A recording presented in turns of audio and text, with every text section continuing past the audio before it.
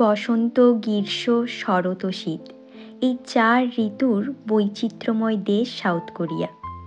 তীব্র কনকনে ঠান্ডার ঘেরাটোপ পেরিয়ে কোরিয়ার আবহাওয়ায় এখন বসন্তের আগমন।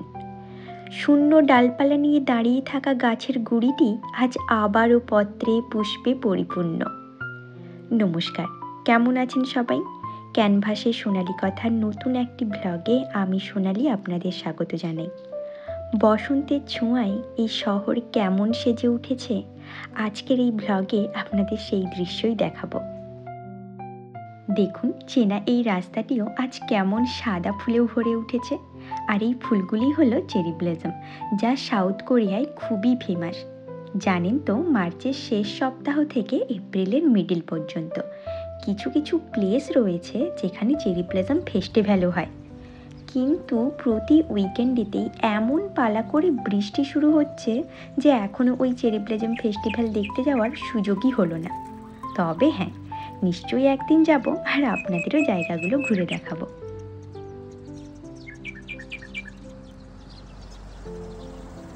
আর এই যে জায়গাটা দেখছেন, মাঝখানে রাস্তা রয়েছে ঠিকই, কিন্তু দুদিকে খুব সুন্দর বসার জায়গা রয়েছে। আর এখানটা দেখুন কত রকমের ফুল গাছ লাগানো রয়েছে। সত্যি এই ফুলের গন্ধ আর সাথে হালকা হাওয়া, একদম মন ভালো করা ওয়েদার। জানেন তো, আজ পর্যন্ত এখানকার কাউকেই তবে কোনো ফুল তুলতেই বলুন বা ছিঁড়তে আমি দেখিনি। এই ফুল শুধুমাত্র এরা শহরটাকে সাজিয়ে তোলার কাজেই লাগায়।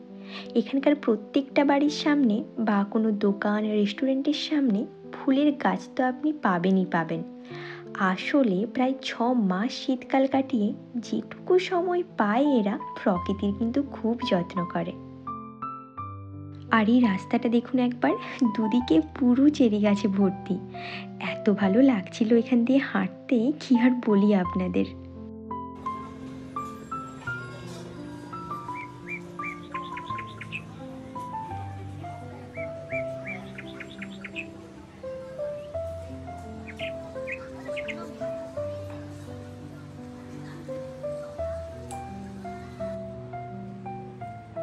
আর ক্যানেল সাইডের এই দিকটা দেখুন, এখানে আবার চেরি ফুলগুলো সব পিঙ্ক কালারের। এই চেরি ফুলগুলো মূলত হোয়াইট আর পিঙ্ক এই দুটো কালারেরই হয়। তবে বেশি দিন স্থায়ী থাকে না, মাত্র 7 থেকে 10 দিন, তাও যদি আবার বৃষ্টি না হয়। কোরিয়ানদের কাছে সৌন্দর্য বৃদ্ধিটাই আসল উদ্দেশ্য, জানেন তো। পার্কগুলো তো আছেই, সাথে মেন রোডগুলোর 2 পাশ ধরে সারি সারি করে লাগানো রয়েছে এই গাছগুলো। এমনকি এখানকার বেশিরভাগ ইউনিভার্সিটিগুলো এই সময় চেরি ফুলে ফুলে সেজে ওঠে।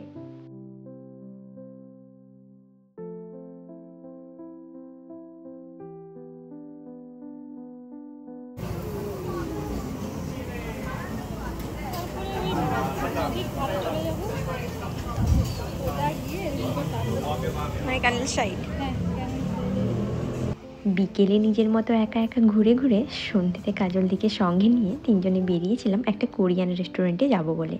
আর এখন যে দিকটাতে এলাম, এখানে শুধু রেস্টুরেন্টের পর রেস্টুরেন্ট। কোরিয়ানরা আবার জানেন তো, বাড়িতে রান্না করে খাওয়ার থেকে এরকম রেস্টুরেন্টে এসে খেতে বেশি প্রেফার করে।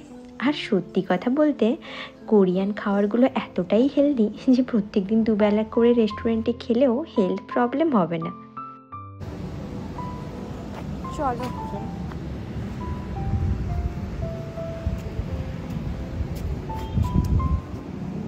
ঠিক আছে তো?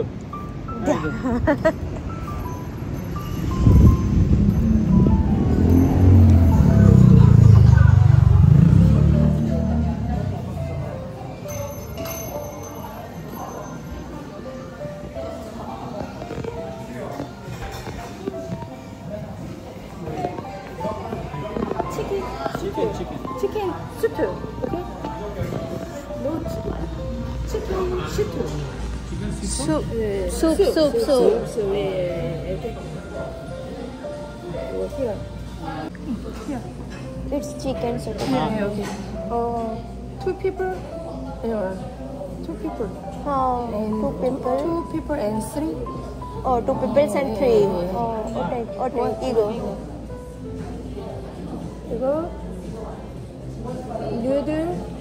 ব্যাস অর্ডার করা তো হয়ে গেছিলো। এখানে কোরিয়ান ল্যাঙ্গুয়েজ না জানলে একটু তো প্রবলেম ফেস করতেই হবে।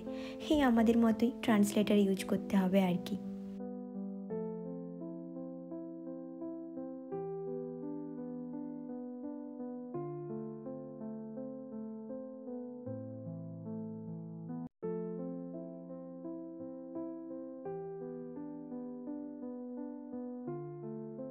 이거 스파이시. Spicy.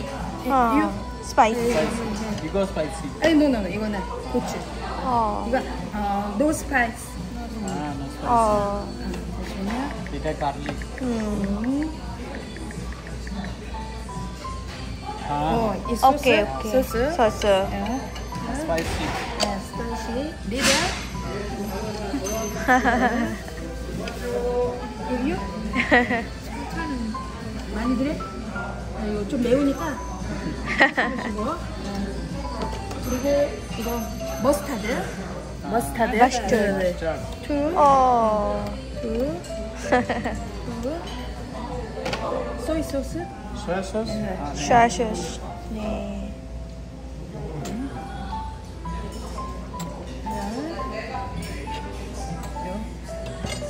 갈릭. 하.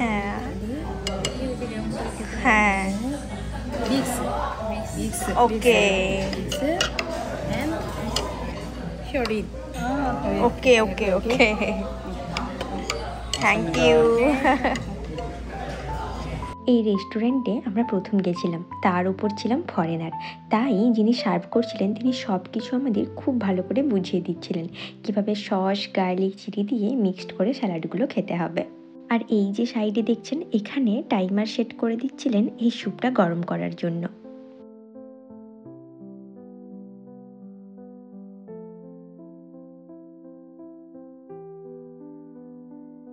আর এই ডিশটা হলো গিংস্যাং চিকেন স্যুপ, যেটা সাউথ কোরিয়ায় খুবই ফেমাস। এই স্যুপের মধ্যে চিকেন, মাশরুম, আলু, রাইস কেক, পেঁয়াজকলি এইসব রয়েছে। আর উপরে যতটুকু সাদা তেল দেখছেন ওটা অলিভ অয়েল। কোরিয়ানরা রান্নাতে সাধারণত এই অলিভ অয়েলই ইউজ করে। আর এই যে সাইডে দেখছেন এটা হলো কিমচি। আমার তো এই কোরিয়ান খাওয়ার খুব একটা পছন্দ নয়, তাই কাজল দিয়ে একটু টেনশনেই ছিল, কিন্তু আজকের এই স্যুপটা খেতে আমার মোটামুটি বেশ ভালোই লাগছিল।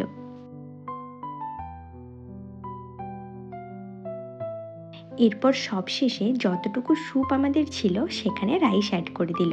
এই কোরিয়ানরা জানেন তো রাইস খুবই অল্প পরিমাণে খায়, আর তার থেকেও বেশি খায় চিকেন, ভেজিটেবল, স্যালাড এইসব।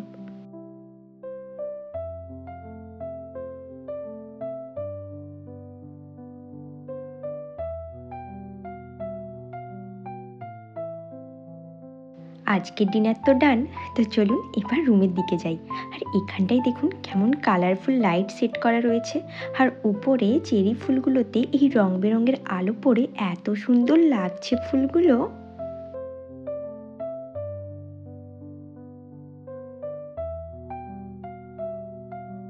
এই যে আমাদের রুমের রাস্তার গলিটায় চলে এলাম, আর এই যে দেখছেন রাস্তায় গাড়িগুলো সব দাঁড়িয়ে রয়েছে, এগুলো সবার প্রাইভেট কার। এখানকার মানুষদের বাড়ির মধ্যে কোনো গ্যারেজ থাকে না, সাধারণত প্রাইভেট কারগুলো সব যে যার বাড়ির সামনে এরকম রাস্তার উপরেই থাকে।